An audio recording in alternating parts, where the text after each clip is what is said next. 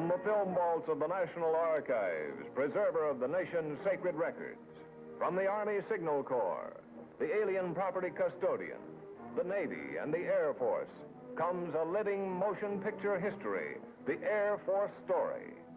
Believing that the heritage of the past is the seed that brings forth the harvest of the future, this important film history was produced. From the Air University at Maxwell Field, Alabama, came the facts. There, the USAF Historical Division and Air Force historians have filled an urgent need. When the Second World War started, no adequate record of the First War existed for official or public use. Today, the dramatic record of America's military aviation exists. From the Central Depository at Wright-Patterson Air Force Base came the film.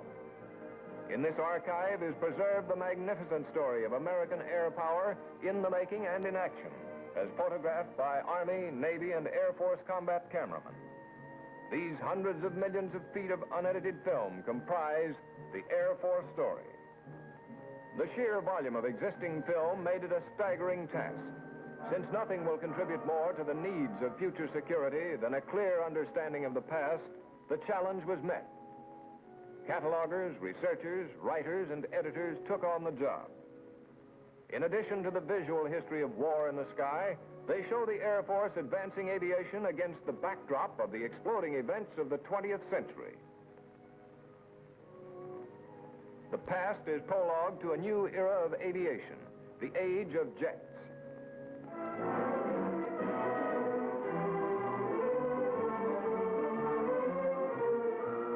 It's the American leaders and the American people who will decide whether this nation will continue to maintain air supremacy. The action-packed story of the Air Force belongs to air-minded Americans whose will and energy created it. They want to examine what happened yesterday with the eyes of today for their value tomorrow.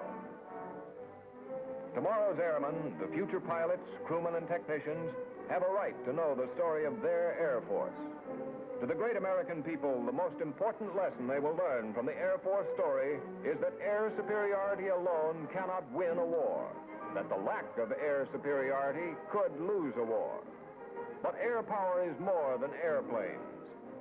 It's people, taxpayers and airmen, businessmen and reservists, mothers and scientists.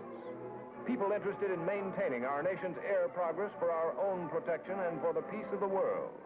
In the Pentagon during World War II, the commanding general of the AAF initiated the project to produce the Air Force story. What Hap Arnold said in 1944 prophetically introduces this preview. We members of the Army Air Force have a report to make to you, the American people. You and we are part of one fighting team, just as we are part of one great nation. You produced weapons for us. You gave us power and wings. We want to show you what we did with them. As one element in the mighty combination of the Allied strength on the sea, the land, and in the air, this is the record.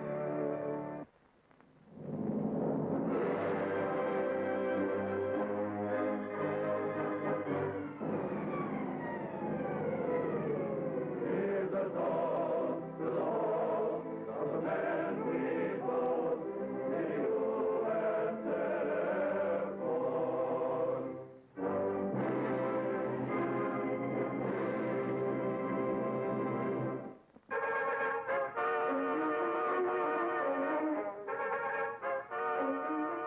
During the Civil War, the Air Force was born.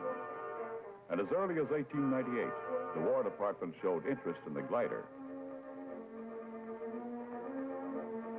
But it took a pair of clever bicycle makers who tinkered with a man-carrying kite to add imagination and power.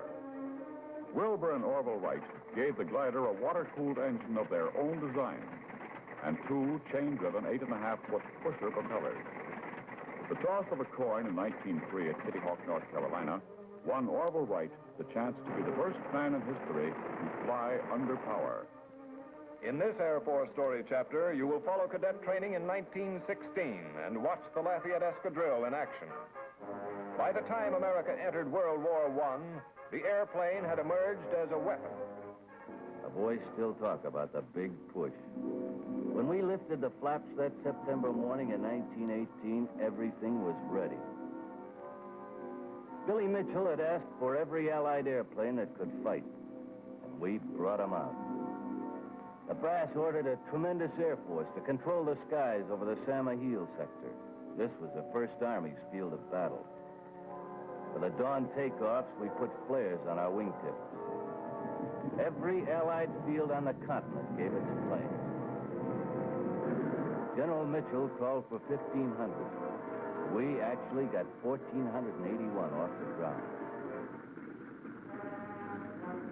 Wooden props spit into the air, and the engines began to rev up. Our mission was to protect the doughboys of the First Army.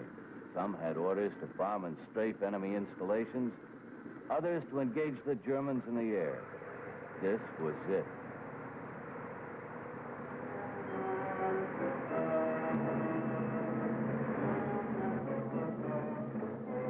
Each pilot had been carefully briefed for his part in the mission.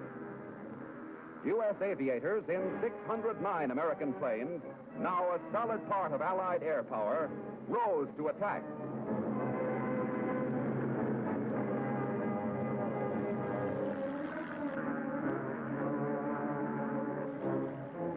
You will see exciting dogfights and enemy ships strafing our observation balloons. The Air Force story is also the story of her men. Don't forget the aces. Captain Field Kindley with 12 victories, and Major Raoul Lufberry with 17, before they were both grounded forever. Then those who lived to take part in another war, Captain Elliot Springs with a score of 12, and the ace of aces, hat of the ring Captain Eddie Rickenbacker with 26 victories.